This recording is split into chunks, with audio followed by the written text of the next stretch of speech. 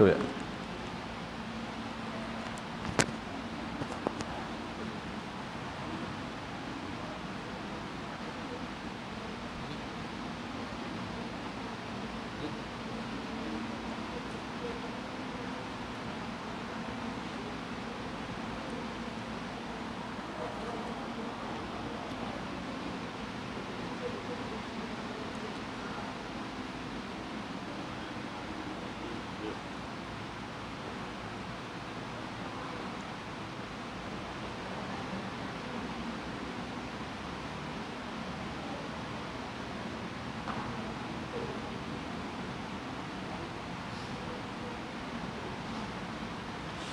Bismillahirrahmanirrahim. Alhamdulillahilladzi arsala rasulahu bil huda wa dinil haqq liyudhhirahu 'ala ad-din kullihi walau karihal kafirun. Asyhadu an la ilaha illallah wahdahu la syarika lah wa asyhadu anna Muhammadan 'abduhu wa rasuluh. Salawatullahi wa salamuhu 'ala hadzal nabiyil karim wa imamil muttaqin wa qaidid du'akil mujahidin wa ala alihi wa ashabihi ajma'in. Allahumma 'allimna ma jahilna wanfa'na bima 'allamtana wa ja'alna minal mukhlisin. Wa sallallahu ala sayyidina Muhammad wa ala alihi wa baraka wa sallam. Walhamdulillahi rabbil alamin, amma ba'da. InsyaAllah tuan-puan, seperti biasa kita akan mulakan kitab yang pertama, iaitu kitab fiqh As-Sullamus Sibyan. Pasal apa ya? 24 atas sekali ya. Okey, 24 muka surat 24. Pertamanya sembahyang. Qala al-musannif rahimahullahu subhanahu wa ta'ala. Kita akan sambung muka surat 24 dalam tajuk pembahagian hadas dan perkara yang diharamkan dengan sebab hadas. Jadi hadas ini terbahagi kepada 3. Pertamanya hadas kecil, yang keduanya hadas pertengahan, yang ketiga hadas besar. Jadi kita akan mula bincang dulu hadas yang pertama, iaitu hadas kecil. Hadas kecil ini kita dah tahu makna hadas, beza di antara makna hadas, beza di antara najis dan beza di antara mustaqzar. Tiga benda ini sangat penting, benda yang paling basic untuk kita faham berkaitan dengan perkara-perkara yang boleh membatalkan sembahyang ataupun perkara yang boleh menyebabkan sembahyang kita tidak sah, iaitu najis, hadas dan juga mustaqzar. Najis dan hadas itu dia boleh menghalang daripada sah sembahyang kita. Adapun yang ketiga mustaqzar itu dia tidak menjejaskan sembahyang. Cuma dia haram makan dan juga haram diletakkan dengan sengaja di masjid, itu dipanggil mustaqzar. Adapun hadas dan juga najis dia menjejaskan sembahyang, dia menyebabkan batal sembahyang dan juga tak sah sembahyang. Itu je beza dia. Mustaqzar ni dia tak menjejaskan sembahyang, seperti tahi telinga, tahi gigi, tahi mata, tahi hidung, apa nama ini, tai apa panggil apa, gelembung kita, air liur kita, hinguh kita, itu sebagai mustaqzar. Walaupun dia tak menjejaskan sembahyang, tetapi dia haram kita letakkan di masjid. Maksudnya kalau jatuh di kapek masjid, wajib segera bersih. Lagilah kita letak secara sengaja. Maksud letak ni, di tangan kita ada tai telinga, kita lak di masjid, lak sambil dia sujud. Dia pandai juga, tangan tisu pun tak ada, sambil lak, sambil sujud itu lak di kapek masjid, tarik. Itu teknik nak hilangkan, nak bersihkan tangan dia daripada mustaqzar, tu haram.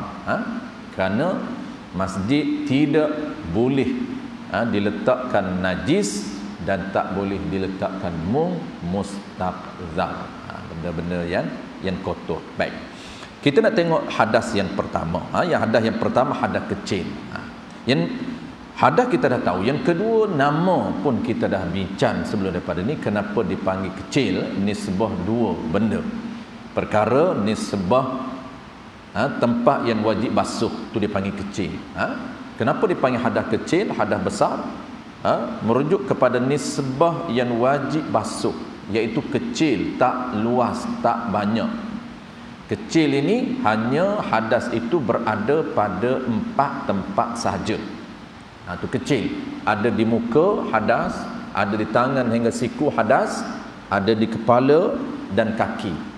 Ini dipanggil hadas kecil kerana ada 4 tempat sahaja. Kotoran yang tak dapat dikesan oleh panca indera. 4 tempat ini, kalau Allah buka kasyaf kita, kita nampak orang yang tidak ada hadas, warna mata mukanya gelap, mukanya hitam, tangannya hitam, kepalanya hitam. Orang yang tidak ada hadas, Allah boleh buka kasyaf. Biasanya para orang yang soleh, pada wali Allah, Allah buka kasyaf dia nampak orang yang tidak ada hadas. Yani orang yang ada hadas, orang yang tidak ada wuduk, orang yang tak mengambil wuduk, orang yang tak mandi wajib, dia akan nampak Allah buka kasyaf. Itu dipanggil nisbah yang pertama. Kalau hadas besar, kenapa dipanggil besar? Kerana nisbah kawasan yang wajib basuh tu besar. Seluruh badan dia wajib basuh. Kerana hadas berada daripada muka dia sampailah kaki. Itu dipanggil hadas besar, kena mandi. Nisbah yang kedua dipanggil nisbah, kenapa dipanggil kecil dan kenapa dipanggil besar? Nisbah larangan. Tak banyak. Orang yang berada dalam hadas kecil, larangannya hanya ada 4. Hari ini kita nak bincang larangan orang yang berada dalam hadas kecil. Jadi nisbah larangan. Orang yang hadas besar, larangan dia banyak. 12 jenis larangan haram ke atas orang yang hadasnya besar. Orang yang hadasnya kecil, tidak ada wuduk, ada 4 larangan haram ke atas dia. Qala al-musannif rahimahullahu ta'ala,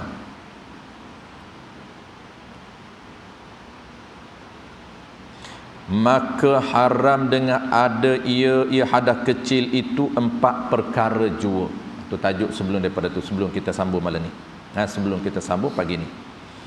Jadi pertamanya surat 23 tu, hadas kecil. Yakni yang kata hadas kecil itu sedikit barang, yakni perkara yang haram dengan ada hadas kecil itu. Yani nisbah larangannya sedikit. Iaitu yang kata hadas kecil itu apa dia? Air sembahyang. Air itu makna tiada air. Tu kena dhabit. Tiada air sembahyang. Bukan kata hadas kecil itu kena kepada air sembahyang, bukan. Iaitu yang kata hadas kecil itu tiada air sembahyang. Maksudnya tiada wuduk. Maka apabila tidak ada wuduk, larangan kata orang yang tidak ada wuduk ada berapa larangan? Ada 4, tak banyak. Maka haram dengan ada ia hadas kecil 4 perkara jua, 4 perkara sahaja, tak lebih daripada 4. Pertamanya daripada 4. Pertamanya perkara yang haram tu dah sembahyang. Sembahyang haram dia sembahyang dengan tidak ada wuduk. Dipanggil sembahyang dalam keadaan berhadas. Sembahyang dalam keadaan tidak suci dirinya daripada hadas. Tu. Sama ada sembahyang tu wajib ataupun sembahyang sunat ataupun sembahyang jenazah sekalipun. Walaupun sembahyang jenazah. dan sembahyang dan barang yang pada makna sembahyang. Barang yang pada makna sembahyang, iaitu perbuatan ataupun ibadat yang menepati makna sembahyang, yang menepati diri sembahyang. Dia tak panggil sembahyang, tapi dia panggil ibadat yang sama dengan sembahyang. Ibadat yang sama dengan sembahyang ni ada berapa? Seperti tu. Ada 4. Seperti sujud tilawah. Sujud tilawah ni dia panggil ibadat yang menepati diri sembahyang. Bahasa ringkas dia panggil ibadat yang sama dengan sembahyang. Macam mana yang kata sama? Sedangkan sembahyang ni ada 13 rukun. Sama macam mana? Bukan sama pada semua aspek, tetapi sama dari sudut-sudut tertentu. Ada persamaan dengan sembahyang dari beberapa sudut, antaranya sama dari sudut syarat sah. Jadi sujud tilawah ini dia panggil sujud kerana membaca ayat-ayat tilawah. Kita baca Quran, tiba-tiba ada tanda tilawah, maka sunat kita sujud. Tapi ada tata cara dia, ada peraturan dia. Antara peraturan dia, nak sujud tilawah mesti ada wuduk. Ini tempat yang sama dengan sembahyang. Dia kata ibadat tilawah, sujud tilawah ini menepati diri sembahyang ataupun sama dengan sembahyang dari sudut mana? Antaranya dari sudut syarat sah. Iaitu syarat nak sujud tilawah mesti suci daripada hadas, mesti ada wuduk. Itu syarat pertama. Syarat yang keduanya mesti menutup aurah. Tu sujud tilawah mesti menutup aurah. Yang ketiganya, syarat yang ketiga, sujud tilawah mesti menghadap kiblat. Ini sama dari sudut syarat sah dengan apa dia? Dengan sembahyang. Tu. Baik, dan sujud syukur kita gabungkan sekali. Dia hampir sama dua ni. Dan sujud syukur. Ni. Dan baca khutbah bagi sembahyang Jumaat. Sujud tilawah, sujud syukur, baca khutbah, 3 ni dipanggil ibadat yang sama dengan sembahyang. Ibadat yang menepati diri sembahyang. Kenapa? Kerana syarat dia sama. Kerana syarat dia sama. Baik. Sujud tilawah dan sujud syukur, pertama sama dari sudut syarat, yang kedua sama dari sudut rukun. Dia sujud tilawah dan sujud syukur dia ada rukun dia. Ini kadang-kadang tuan-puan kita tak tahu cara secara detail ataupun secara spesifik, kita main hentam, kita main bedah je sujud syukur. Kadang-kadang sujud syukur tak dapat sebab. Lepas solat sunat, sebelum dia bangkit, sebelum dia balik, dia sujud syukur. Orang tanya kenapa Haji sujud? Kerana syukur Allah berikan kekuatan boleh datang ke surau. Dia tak tahu yang kata apa sebab yang disunatkan sujud syukur. Yang tadi sujud tilawah. Sujud tilawah ni sebab dia membaca kerana membaca ayat tilawah. Yang dalam Quran ada tanda tu kan, ada tanda tilawah tu. Mudah nak kenal dia, tepat tanda tu sunat kita sujud syukur. Sujud tilawah. Yang kedua sujud syukur. Sebelum saya nak cerita rukun ni tuan-puan, nak cerita sikit sebab supaya kita tak orang panggil apa, tak melakukan ibadat yang fasidah, ibadat yang rosak. Jadi sujud syukur sebab dia sekiranya kita dapat salah satu daripada 2 sebab. maka sunat kita sujud syukur. Sebab yang pertama apa dia? Sebab yang pertama kita mendapat nikmat zahir. Kita mendapat nikmat zahir, bukan nikmat batin. Apa dia nikmat zahir? Nikmat zahir ni nikmat ataupun benda yang kita suka secara zahir, nampak. Dapat rezeki, naik pangkat, dapat anak, dapat isteri, dapat suami, dapat cucu. Itu dipanggil nikmat yang zahir, perkara yang manusia suka secara zahirnya, bukan secara batin. Adapun nikmat batin tak sunat sujud syukur. Macam kita diberi kekuatan untuk mendirikan ibadat sunat, tu dia panggil rezeki batin. Allah beri kekuatan untuk datang belajar, segala cabaran kita boleh hadap, kita boleh atasi cabaran. Boleh atasi cabaran dari sudut nafsunya, boleh atasi dari sudut cabaran luarannya, macam-macam komitmen kita, tapi kita boleh atasi, kita boleh handle sampai juga. Maka nikmat batin tak sunat sujud. Jangan lepas kita belajar terus sujud syukur. Kenapa? Kerana alhamdulillah Allah beri nikmat batin, Allah beri rezeki ilmu hari ni, tak sunat sujud syukur. Yang kena sunat sujud syukur nikmat zahir sahaja. Yang kedua, sebab sujud syukur yang kedua, iaitu dapat mengelakkan daripada bala ataupun musibah. Terselamat daripada bala ataupun musibah, sunat sujud syukur. Tetapi dia ada cara dia ataupun dia ada syarat dia. Syarat dia, antara musibah, kita terselamat daripada musibah, tak lama terus sujud syukur. Jangan lama baru sujud tak dapat sunat sujud syukur. Kalau dia sujud juga termasuk mengerjakan ibadat fasidah haram.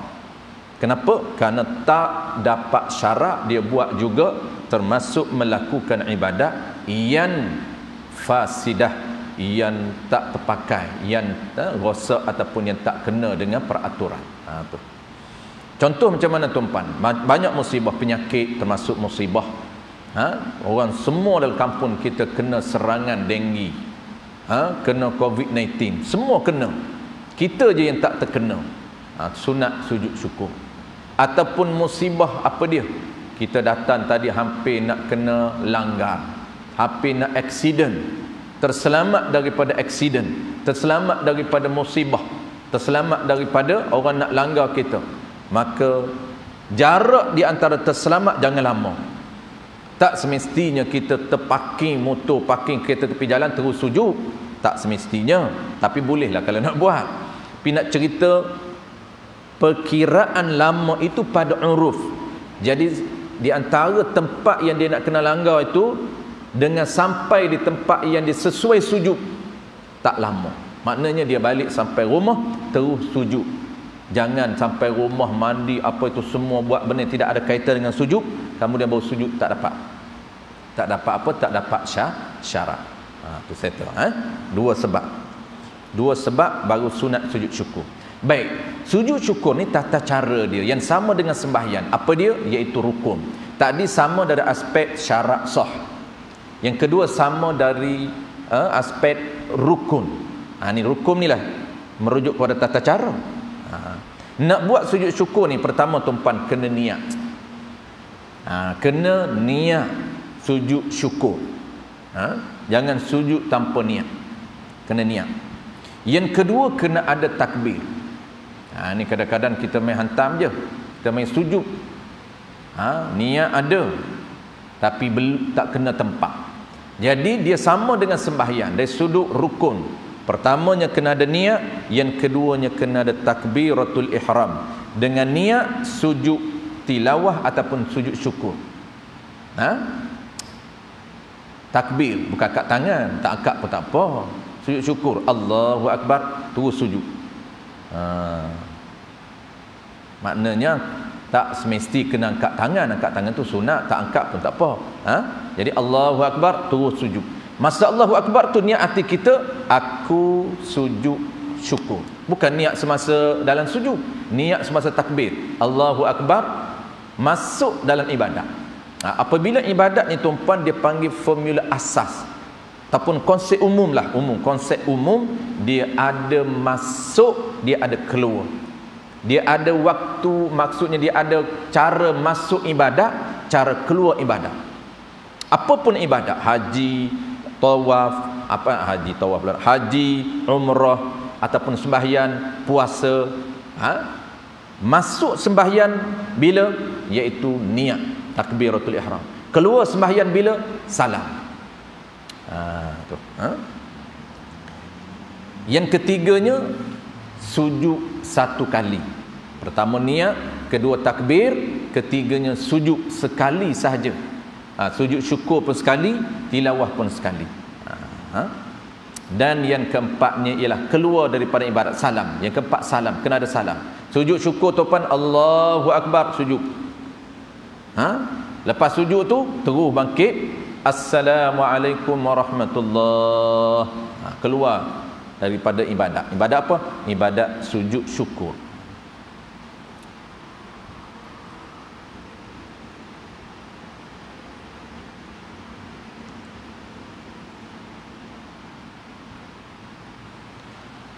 Baik, sambung.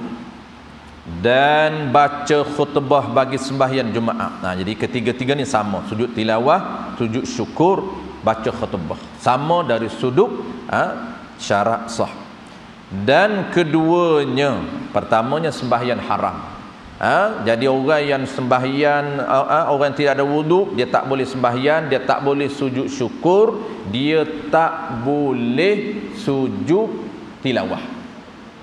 Walaupun dia masa dia baca tidak ada wuduk, tapi dia tak pegang Quran, dia boleh baca.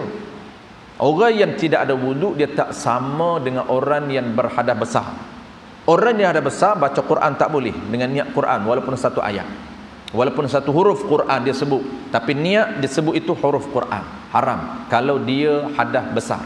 Tapi kalau hadas kecil, membaca Quran boleh, tak haram. Cuma tak dapat pahala sunat. Sunat nak baca Quran, ambil wuduk. Yang haram ialah pegang Quran. Dia tak pegang Quran, dia baca saja. Bagi orang yang hafal, contoh dia hafal, dia hafal Quran, lalu dia tidak ada wuduk, tapi dia mengulang Quran tanpa ada wuduk, boleh. Tiba-tiba sampai ayat tilawah, wa hum la yastakbirun, lalu dia sujud tanpa ada wuduk, maka haram. Sujud tilawah tanpa ada wuduk haram. Sujud syukur tanpa ada wuduk haram. Dan keduanya, perkara haram yang kedua, orang yang tidak ada wuduk. Dan keduanya daripada 4 perkara yang diharamkan, iaitu tawaf, sama ada tawaf fardu ataupun tawaf sunat. Qala al-musannif rahimahullahu ta'ala, dan ketiganya daripada 4 perkara yang diharamkan bagi orang yang tidak ada wuduk. Apa dia? Menyentuh Quran. Menyentuh Quran bagi orang yang tidak ada wuduk. Yani menyentuh huruf-huruf Quran. Kalau dia tidak ada wuduk, haram dia sentuh huruf-huruf Quran dan juga mashaf Quran. Kalaulah dia sentuh itu mashaf tu Quran, haram walaupun tak sentuh huruf. Kalaulah dia sentuh bukan mashaf, dia sentuh dinding, tak haram. Tapi di dinding itu ada huruf Quran, dia sentuh huruf, tu haram. Contoh ni tuan-puan, mana huruf Quran? Tidak ada. Contohlah, kalaulah ada huruf Quran, ada huruf Quran, kita tepuk dinding, ini dinding bukan mashaf, tak haram. Tapi sentuh diri huruf itu haram. Kenapa? Karena dia tidak ada wuduk. Itu beza menyentuh diri huruf dan menyentuh mashaf. Kalau mashaf Quran, ini mashaf Quran. Quran dipanggil masahaf. Disentuh kulit bukan diri Quran pun haram, sentuh tempat yang tidak ada tulisan pun haram, sentuh diri huruf pun haram. Kalau masahaf, kita akan bincang ke datang, melainkan diri huruf itu kurang daripada perkataan lain, melainkan ada perkataan lain, ada tafsirannya, tulisan-tulisan lain, tafsir, tulisan tafsir itu lebih banyak daripada huruf Quran, maka itu boleh dipegang masahaf. Tapi jangan pegang huruf, pegang masahaf sahaja. Itu ada pengecualian. Jadi secara umumnya sentuh diri huruf haram bagi orang tidak ada wuduk, dan sentuh masahaf haram bagi orang tak ada wuduk sekiranya masahaf itu mengandungi huruf Quran sahaja, tidak mengandungi tafsir. Kalau mengandungi tafsir ada pendetilan.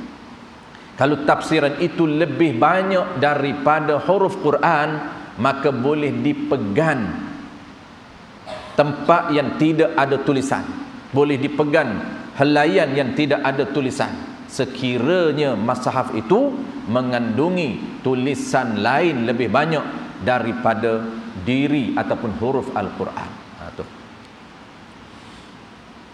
Dan jikalau dengan berlapik sekalipun, dia beza sentuh Quran dengan sentuh kulit yang membatalkan wuduk. Kita akan bincang akan datang sentuhan kulit yang membatalkan wuduk. Kulit kalau berlapik tak batal wuduk. Contohnya tumpan, ini isu dalam wuduk dia beza. Sentuh kulit dengan kulit batal wuduk. Kulit dengan kulit orang yang sah berkahwin dengan kita. Sentuh kulit isteri batal wuduk. Sentuh kulit sepupu batal wuduk. Sentuh kulit orang yang sah berkahwin dengan kita, siapapun mereka, batal wuduk. Maksud apa? Kulit dengan kulit. Tapi kalau kulit dengan kain tak batal wuduk.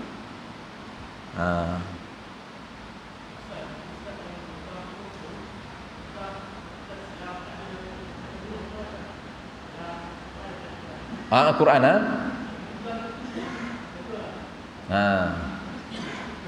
okey. Masahaf bukan tafsir, tafsir lain. Kalau tafsir ini lain, ni pegang masahaf sahaja. Maksudnya pegang. Sikit lagi dia akan nombor berapa je tanggum tu. Nombor 4. 4 tanggum lain, pegang lain, tanggum lain. Jadi pegang ini yang kata haram apabila dia masahaf. Ni, contoh ni masahaf. Pegang masahaf pun haram, pegang diri huruf pun haram. Contoh tengah ni ada huruf Quran, alif lam mim. Pegang diri pun haram, pegang masahaf, helaian pun haram. Walaupun kita asal pegang, asal sentuh. Pegang di mana? Sentuh tangan kita dengan kulit, walaupun berlapik. Itu isu kita nak cerita. Walaupun berlapik, dia beza dengan sentuh kulit dengan kulit yang membatalkan wuduk. Jadi asalkan sentuh, walaupun kita hujung pegang, hujung pun pegang seluruh-seluruh macam ni, itu tanggung. Jadi kalau masahaf tak boleh. Tapi kalaulah masahaf itu ada mengandungi tafsiran lebih banyak daripada huruf, boleh. Maksud boleh ni, kita boleh pegang tempat tafsir ataupun kertas yang tidak ada tulisan. Contoh di tengah ni semua Quran, tepi ni semua tafsir. Maka kita nak pegang tepi ni, kita boleh pegang. Kenapa? Kerana hurufnya bercampur dengan huruf-huruf lain lebih banyak. Tapi kalau tafsir yang sedikit, sama. Tafsiran tu sedikit daripada huruf Quran, tak boleh dikira masahaf. Tu. Walaupun jikalau ni, walaupun dengan berlapik sekalipun, haram juga menyentuhnya. Menyentuh apa? Menyentuh huruf Quran. Sentuh huruf Quran, ataupun diri, ataupun masahaf. Ya, buku Yasin. Buku Yasin tu dia tidak termasuk masahaf Quran, tapi dia masuk sebahagian, satu surah. Buku Yasin tu kan dia satu surah sahaja. Apabila satu surah, maka haram kita pegang diri dan kita tanggung dia. Diri tak boleh pegang, tapi kita nak peganglah tempat tidak ada tulisan. Menanggung pula tak boleh. Pegang saja okey, tapi nak bawa ni dikira tanggung. Sekejap lagi nombor 4 dikira tanggung. Tanggung ni maknanya kalau kita sentuh tu pegang, kalau bawa dikira tanggung. Ataupun tanggung ni bawa macam ni kira tanggung, menanggung, ataupun satu jari pun kira tanggung juga. Kita belik macam ni. Tu kira tanggung. Kalau sentuh lain. Tu beza. Sentuh ni pegang macam tu, ataupun yang keduanya tanggung, kita pegang macam ni kira tanggung, ataupun kita menanggung dengan satu jari. Maksud macam ni. Selak. Tak boleh. Kita akan buat rumusan. Okey. Dia kalau nombor 4 tu tanggung ataupun selak, tak dibenarkan diri huruf ataupun helaian dia. Walaupun satu huruf tak boleh. Tu di bawah ada.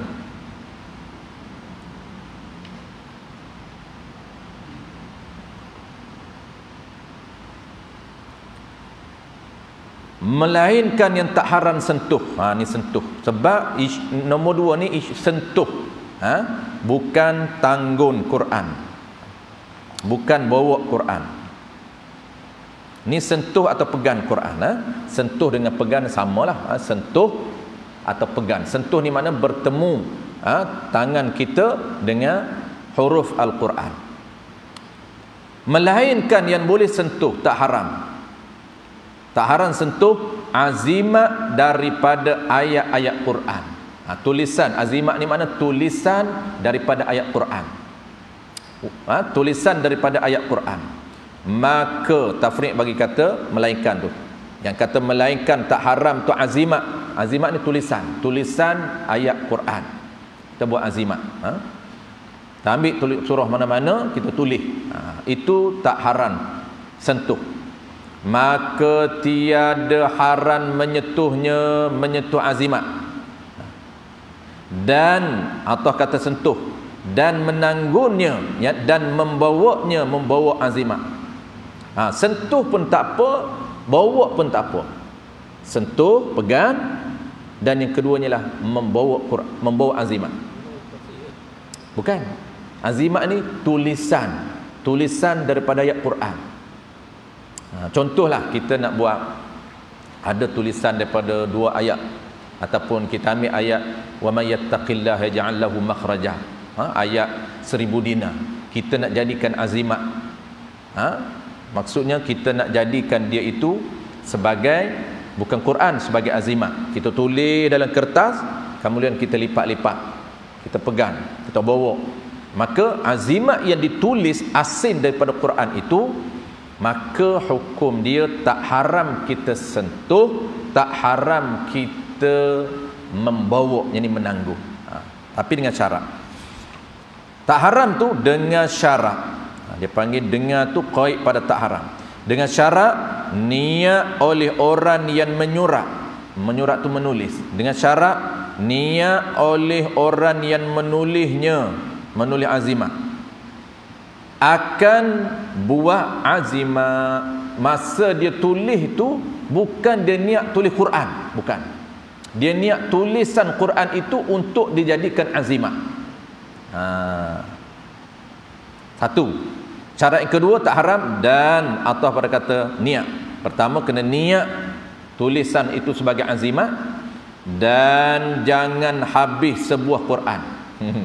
Janganlah tulisan azimat dia tu untuk buat amalan dia ni mula daripada Baqarah sampailah surah An-Nas. Maka tetap haram. Dikira azimat dia itu dikira dia tulis mula Quran, tak boleh.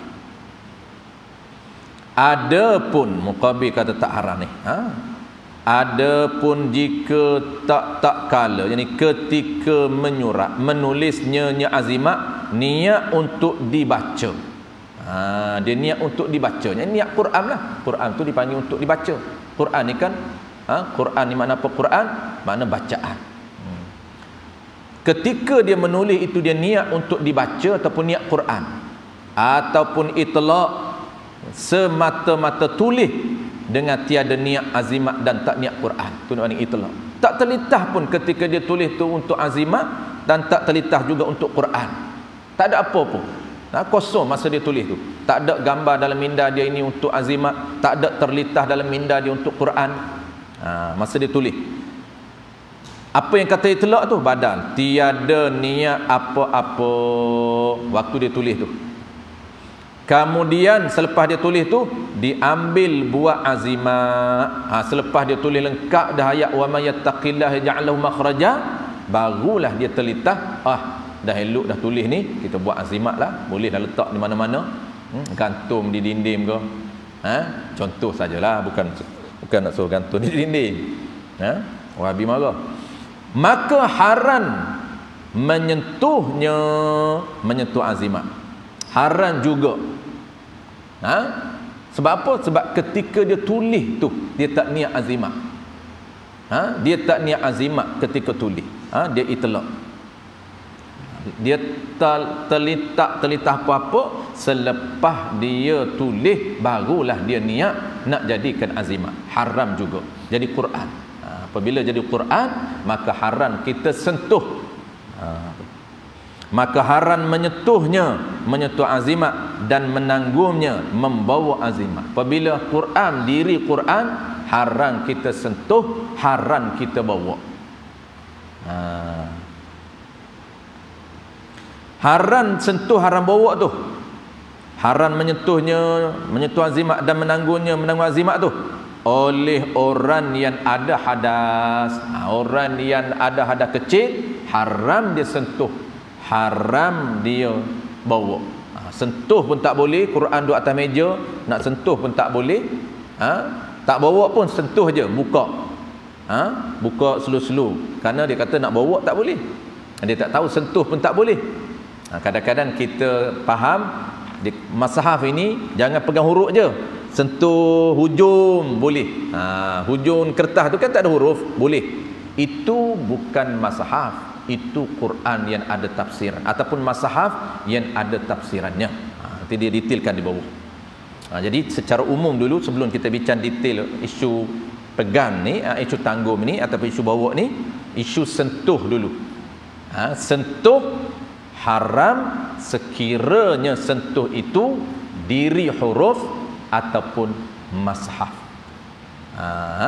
Sentuh dan juga bawah ni dia akan bincang tanggung ataupun bawa. Melainkan yang tak haramnya ialah azimat. Tapi ingat, tulisan yang tak haram ni sekiranya tulis dengan niat azimat, dengan niat untuk dijadikan azimat. Jangan niat Quran. Maksud jangan niat tulisan ini aku tulis ni untuk dibaca ataupun untuk dijadikan Quran. Dia tulis satu surah Al-Ikhlas untuk dijadikan Quran, maka sama juga, haram dia sentuh dan juga haram dia bawa. Dan keempatnya, ni lengkap, jadi empat, semua empat saja. Dan keempatnya yang haram, yakni perkara yang haram dengan sebab hadas kecil itu menanggung Quran. Ya?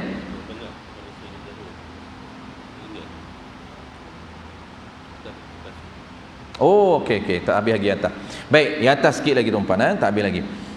Maka haram menyentuhnya, menyentuh azimat, dan menanggungnya, menanggung azimat oleh orang yang ada hadas. Baik, istinah. Mula balik ayat. Dan banyak manusia yang jahil itu salah faham. Macam mana salah mereka buat? Mereka ambil Quran kecil buat azimat. Quran halus tu pakat beli, kononnya nak jadi azimat. Kan orang jual Quran paling kecil tu, nak baca pun tak nampak. Orang muda boleh nak baca lah. Kita umur 40 tak nampak dah. Kecil tu, tapi lengkap 30 juzuk Quran. Dia jadikan Quran 30 juzuk itu sebagai azimat, buah dari poket dia. Dia tak ada wuduk. haram. Nah, ini salah faham di kalangan orang jahil. Maka haram menyentuh Quran yang kecil itu yang dijadikan azimat dan menanggunnya dan membawa Quran kecil yang dijadikan azimat itu dengan tiada suci daripada hadas, dengan tiada wudu. Haram. Yang boleh dia bawanya iaitu dia pakai azimat di badan dia, walaupun tulisan itu daripada ayat Quran, tetapi niat azimat boleh dipakai di badan dia ketika dia tidak ada wudu, kerana dia boleh bersentuh dengan azimat dan bawa azimat sekiranya tidak ada wudu, tapi jangan bawa masuk dalam tandas. Dan keempatnya, daripada 4 perkara yang haram dengan sebab hadas kecil itu, menanggun Quran, yakni membawa Quran. Menanggun ni membawa Quran.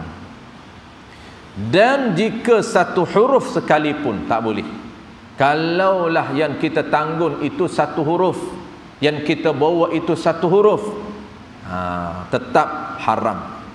Melainkan yang kata tak haram kita tanggung satu huruf, kita bawa satu huruf ini, melainkan apa? Melainkan darurah, melainkan dalam keadaan terdesak, itu dipanggil darurah. Asyaddul hajah, ketika berada dalam keadaan bersangatan perlu untuk pegang walaupun tidak ada wudu, itu dipanggil asyaddul hajah ataupun dipanggil darurah. Untuk menyelamatkan Quran, bila situasi darurah dia boleh pegang. Situasi dia yang kata darurah, yang kata asyaddul hajah. Asyaddul hajah ni bersangatan perlu untuk pegang. Kenapa? Kerana situasi yang perlu untuk menyelamatkan Quran daripada dipijak. Contoh, kita berjalan-jalan, nampak helaian Quran jatuh di jalan raya, kita tidak ada wudu, sedangkan situasi itu perlu untuk kita pegang, boleh. Itu dipanggil darurah, walaupun kita tidak ada wudu, boleh kita pegang Quran tu. Maksudnya pegang helaian itu nak menyelamatkan daripada dipijak. Kalau kita biarkan, haram ke atas kita membiarkan Quran berada di atas jalan raya. Kenapa? Kerana tak terselamat. Tapi ingat, pegang itu letak tempat selamat. Jangan pegang buat balik rumah. Pegang letak mana-mana selamat, pergi ambil wuduk dulu. Jangan pegang buah dalam poket, merata dia pergi.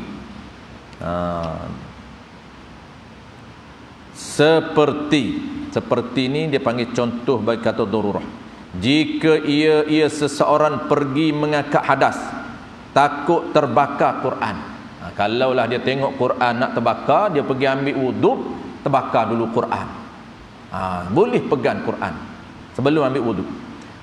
Atau takut dipijak oleh orang, maka tiada haram. Maka tu dipanggil tafriq pada kata melainkan. Maka tiada haram ia seseorang tadi menanggung, yakni membawa akan Quran, bawa pergi letak di tempat yang aman, tempat yang selamat. Jangan bawa sampai di rumah, bawa tempat yang selamat, baru pergi ambil wudu. Tu. Baik. Satu ni dipanggil pengecualian. Dia ada 2. Pengecualian yang boleh pegang dan boleh bawa. Boleh pegang Quran, boleh bawa Quran walaupun tidak ada wudu. Pertamanya, sekiranya situasi terdesak perlu menyelamatkan Quran. Satu. Yang keduanya, situasi yang kedua ataupun cara yang kedua, dan lagi tiada haram menanggungnya, membawa Quran. Bawa Quran ataupun tanggun walaupun satu jari tak boleh. Belek selok tu dianggap tanggung. Selok Quran, belek Quran, belek dengan jari dianggap menanggung Quran. Tiada haram menanggungnya, menanggung Quran, serta mata benda. Serta ni, serta ada bercampur dengan barang, tu mata benda. Serta bercampur dengan barang lain.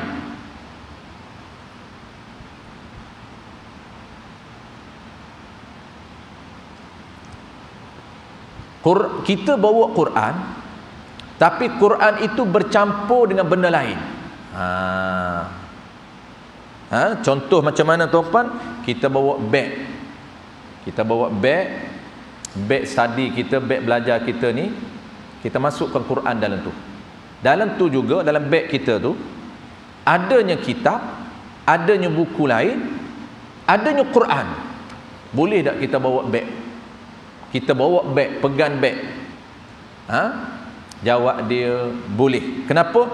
Kerana Quran bercampur dengan barang lain, tapi ada syarat. Tu. Tiada haram menanggunnya, menanggung Quran serta mata benda, serta bercampur dengan barang lain. Jika, tapi syarat. Jika tu dipanggil qaid, tiada haram. Yang kata syarat tak haram itu jika diqasad, diniat menanggung, membawa mata benda. Dia jangan niat bawa Quran. Kalau dalam beg ada Quran, dalam beg ada benda lain, tak kisahlah benda lain walaupun kecil, tak semestinya besar, asalkan ada benda lain walaupun kecil benda lain itu. Ulama sebut walaupun sekecil jarum. Ada jarum satu je, kecil je jarum dalam beg ni, tapi jangan kita boleh bawa dengan niat kita bawa benda, jangan niat bawa Quran. Tu.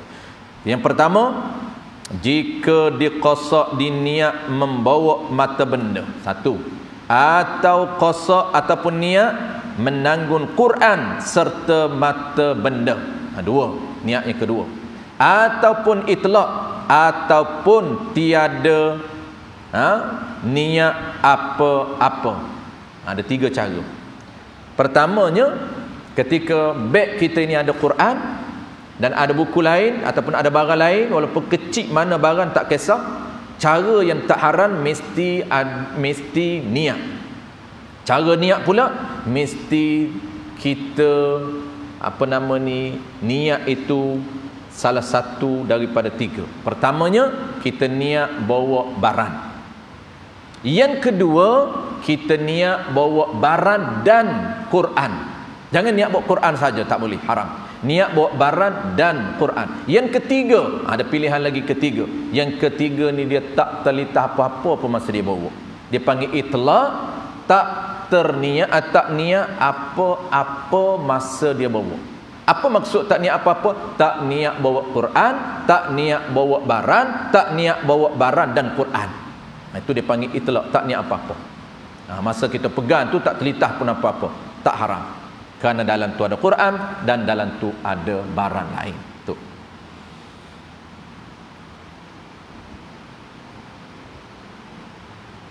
Dan haram menanggungnya, menanggung Quran. Dan ni tafsiran. Jika diqasad menanggung Quran jua, kalau dia niat membawa Quran jua, makna bawa Quran semata-mata, tiada niat barang lain, haram. Haram dia bawa beg yang ada dalam Quran, yang ada Quran itu, sekiranya dia niat Quran semata-mata. Dia niat bawa apa? Bawa Quran. Haram juga. Tu. Dan tiada haram. Baik, dam ini dia nak tafsir yang kata tiada haram bawa Quran dan benda lain. Dan tiada haram menanggung, ini membawa Quran.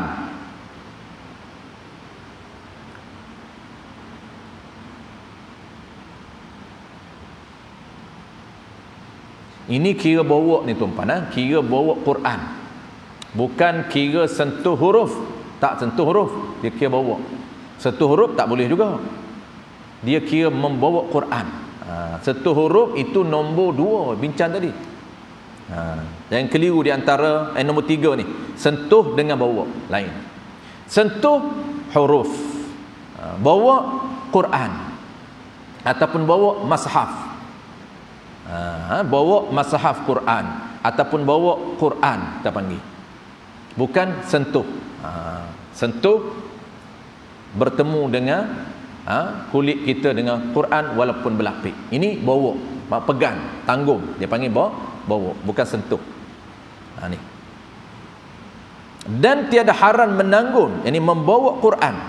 Bukan sentuh huruf Quran. Jika sentuh huruf haram juga kalau sentuh huruf. Yang kata tak haram bawa ni serta tafsirnya, serta yakni Quran yang mengandungi tafsirnya, tapi syarat dengan syarat lebih huruf tafsir daripada huruf Quran dengan yakin. Kena lebih dengan yakin, jangan agak. Tak boleh agak, kena tengok, yakin, kena tengok. Oh, banyak tafsir ni daripada Quran, kena tengok. Kalau kita syak tengok, tengok sama banyak, tak boleh. Kena yakinkan. Cara nak yakin tu dobit. Kita tulis dobit kita. Maksud dobit catatan kita, nota kita. Tulis nota kita apa-apa di tepi tu, untuk meyakinkan bahawa tafsirannya lebih daripada huruf Quran. Tu. Boleh contoh, dan contoh atas diri dia lah. Contoh atas diri Quran tidak beradab. Contoh di tepi layan boleh. Begitu juga macam kitab tuan. Jangan kata Quran tak boleh usik huruf dia, jangan pangkah huruf dia, jangan pangkah kan, potong. Nak padan Quran tu kita potong, tak boleh. Tu tak beradab. Begitu juga kitab. Ni telitinya para ulama kita, kehalusan seni beradab dengan ilmu. Cara kita nak dhabit kitab tuan-puan, kalau kitab itu salah ataupun kitab itu mungkin terjatuh cetak, tersilap cetak, maka kita jangan pangkah. Contohlah, kita ambil satu contoh. Kita kata, dan keempatnya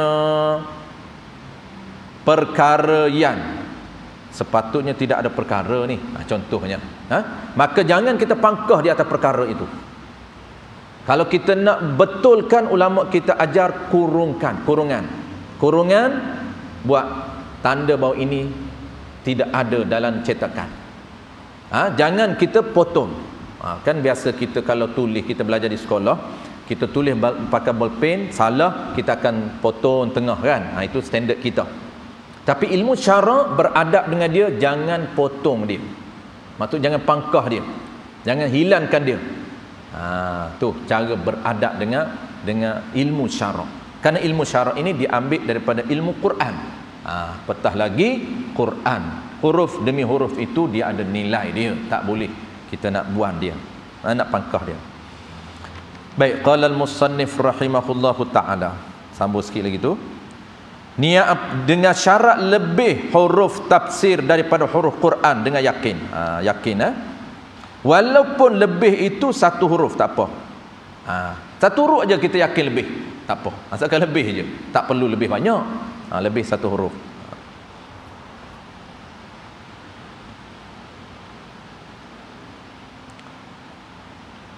Dan tiada ditegah. Ditegah ni tak wajib larang. Tu makna tiada ditegah. Tak wajib larang kanak-kanak yang mumayyiz, yang berhadas besar atau berhadas kecil, daripada menyentuh Quran, sentuh Quran, atau menanggung Quran. Kerana kenapa? Bukan nak main-main. Kerana mengajinya atau menderasnya. Kerana mengaji, kerana dia pegang Quran, nak belajar Quran. Kanak-kanak ini mumayyiz, belum mumayyiz. Kanak-kanak iyan kanak-kanak iyan mumayyiz, bukan belum.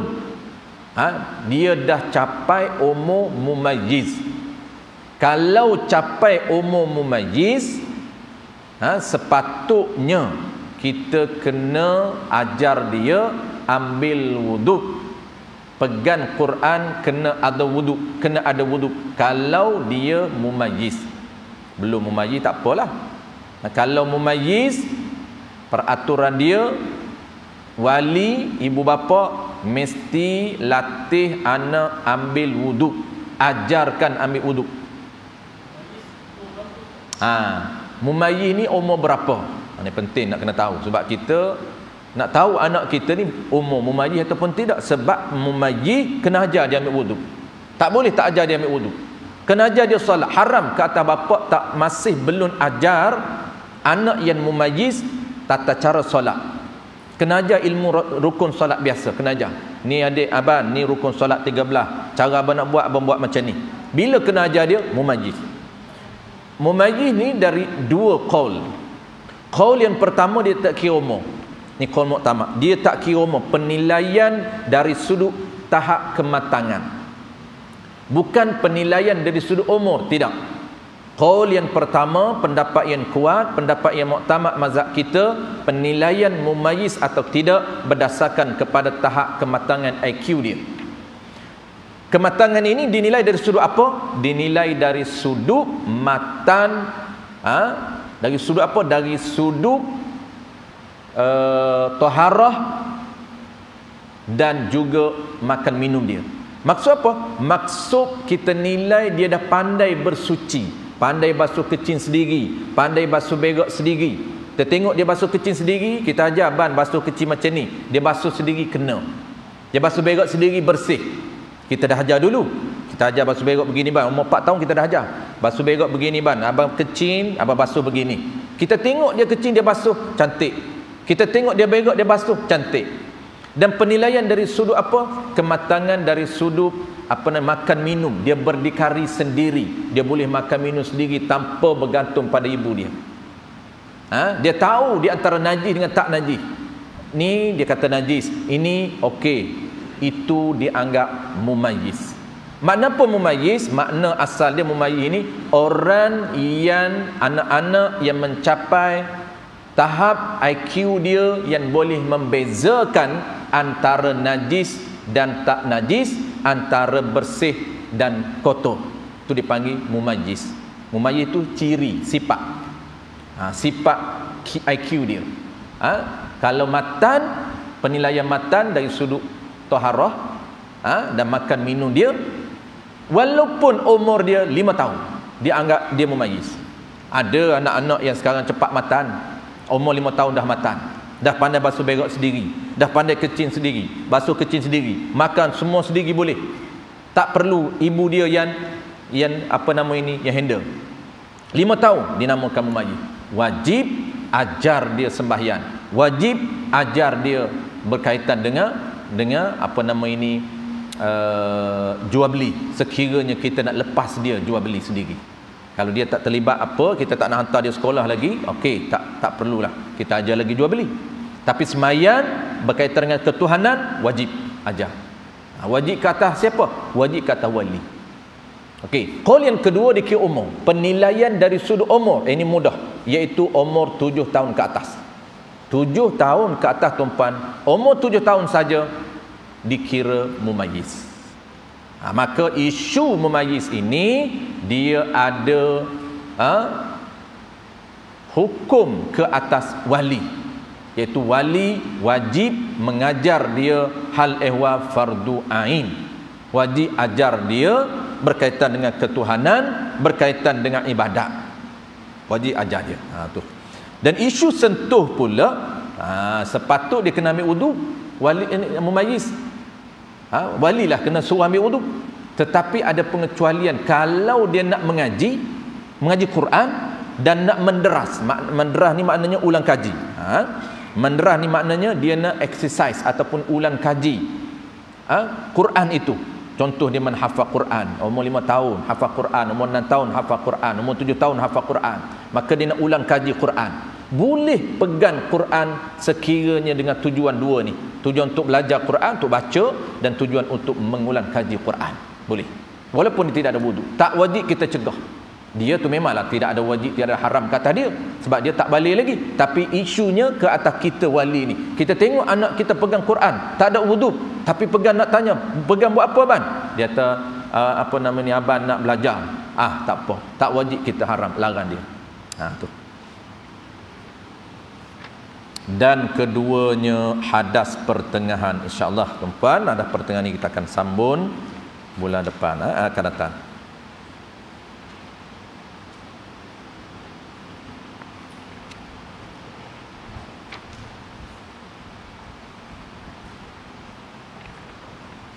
Biasa kita buat macam mana tuan-puan? Kalau tak ada wudu, Quran ini kita suruh anak kita pegang.